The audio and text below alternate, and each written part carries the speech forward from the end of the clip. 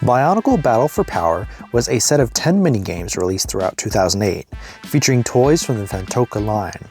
This was the last toy line released before Bionicle switched to the Gatorian line, and along with the Mystica line, was the last time we saw the original Toa heroes in toy form.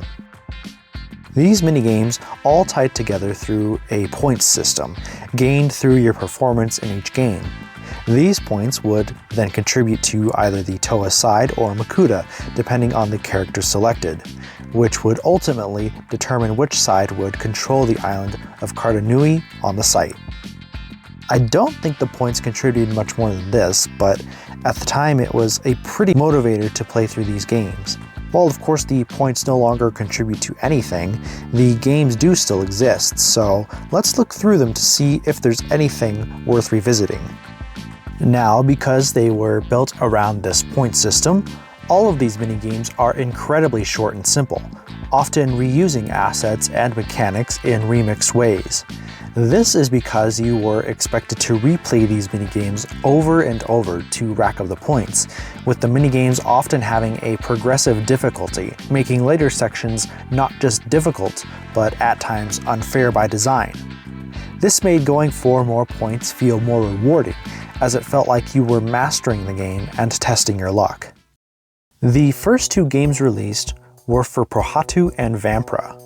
Both of these games introduce a lot of features and mechanics that we'll see carried over to later games. Both games are identical, with each game only changing their respective aesthetics for the side you're playing as. We are initially tasked with collecting several spheres as fast as we can, though this only contributed to your points and doesn't really serve a purpose now. But the second part of each minigame is where things get interesting. We have to eliminate a certain number of either Toa or Makuta before they can pick up their Matoran from the bottom of the screen.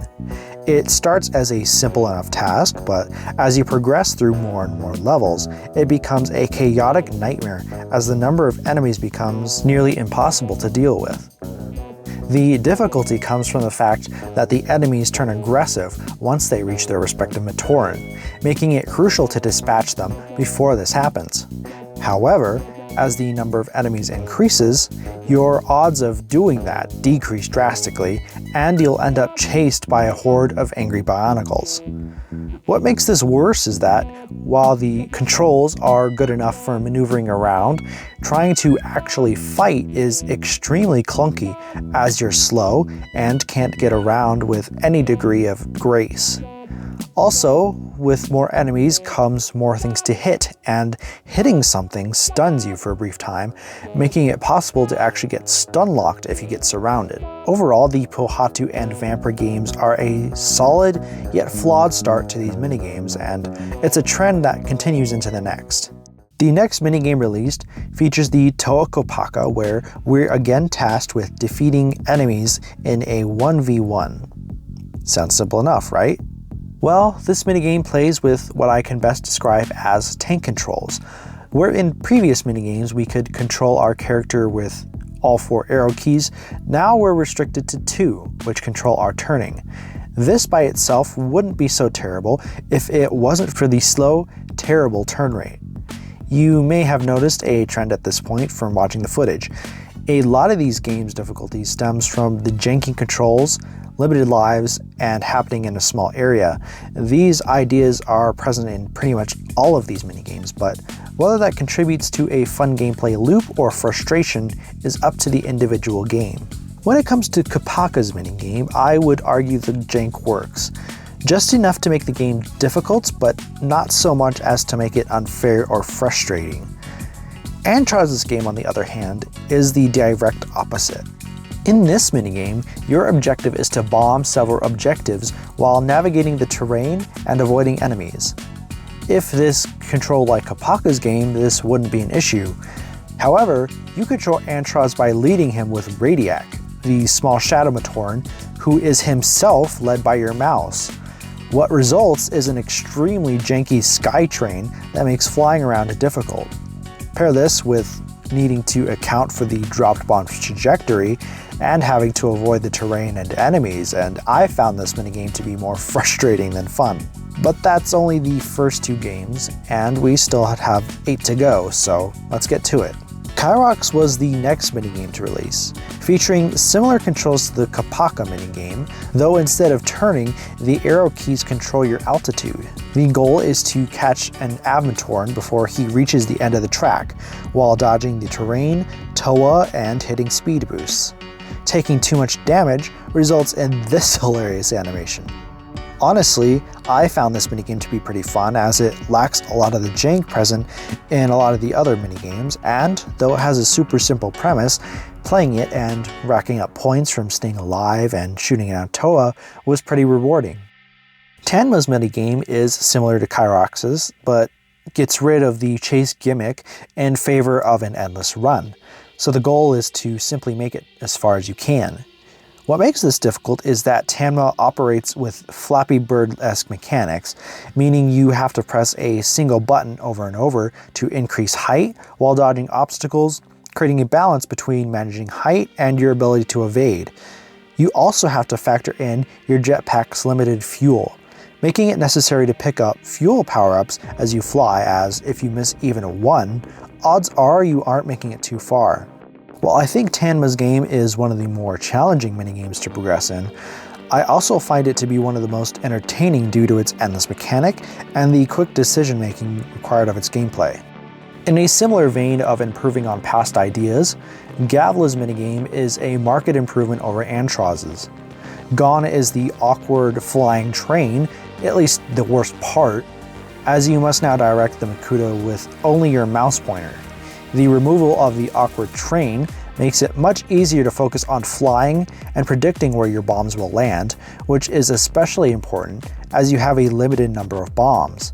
See, the main gimmick of Gavla's minigame is that you have to use bombs that match the respective color of the target. While you have a limited number, you do get to choose which color to use and when, giving a lot of freedom in how you approach the objective. You even get a couple of excess bombs for if you mess up, or to use on the Toa throughout the levels, gaining more points. Overall, while I don't enjoy the bombing minigames as much as the others, I appreciate that the game devs improved on the previous iteration. Speaking of expanding on previous iterations, the Toa Ignika minigame uses similar mechanics and goals to the Kopaka minigame. We still have the awkward turning controls, but instead of facing off against a Makuta in a 1v1, we have to protect several Matoran from being turned into evil Shadow Matoran.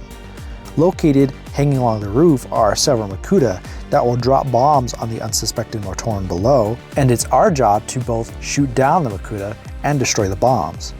Doing this is, of course, a lot easier said than done. Since you move slowly, it can be hard to intercept the bombs in time. Because of this, it's best to not be overly aggressive when attacking the Makuta and try to remain relatively central to destroy the bombs. At a certain point, it does become an impossible task as there become too many Makuta in later levels. So what does happen when the Matoran get converted? Well, they want to turn into rabid bats that want to tear you limb from limb.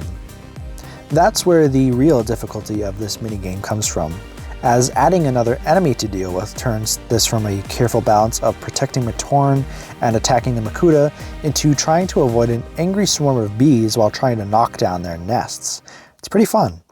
The last 2 games are pretty much exactly the same, only changing appearances for if you're playing as a Matoran or a Shadow Matoran. And surprisingly, for being the last games, they're also probably the most simplistic. All you have to do is fall. Admittedly, there is a bit more to it than that, but not much. You're essentially in a race to reach the bottom, facing off against 3 other Matoran while picking up spheres for points. There are obstacles along the way, like avoiding spheres for the opposite side, or floating Toa and Makuta, or just the walls beside you. Additionally, moving across the screen activates your jetpack, slowing your descent, so it's best to keep movement to a minimum. Finally, when you reach the bottom, you have to land safely or take health damage, lowering your score. If you do it too late, or if you do it too early, can potentially let your competitor beat you. Honestly, while this game isn't offensive, I was a bit disappointed by how simple it was, and the lack of chaos and challenge when compared to the previous minigames. While the Battle for Power minigames do have a few rough patches, I would argue that the majority of the minigames are fun, at least by Flash game standards, and there's a great variety of ideas to be found here. If games like this were released on mobile, I'm pretty sure lots of people would still enjoy them to this day. Another thing I think worth mentioning is the UI. The UI for these minigames is really clean, which is great because you often can only read it at a glance. For instance, the minimap that appears in a lot of the games is simple, often only consisting of lines for the terrain and dots for other objectives, but despite that, you can always tell exactly what you're looking at. Likewise, elements like health and power pickups are simple, but show exactly what they need to without detracting from the game. So, are these 10 minigames worth revisiting? Honestly, if you've got some time to burn and are in the mood for some Bionicles content, you could do a lot worse than this. While I did find some annoying and some of the original appeal has been lost due to the inactive point system, I think some, like Tanma's, provide just the right amount of intrigue to keep you coming back. But anyway, that's all for me, so thank you so much for watching, and have a great day.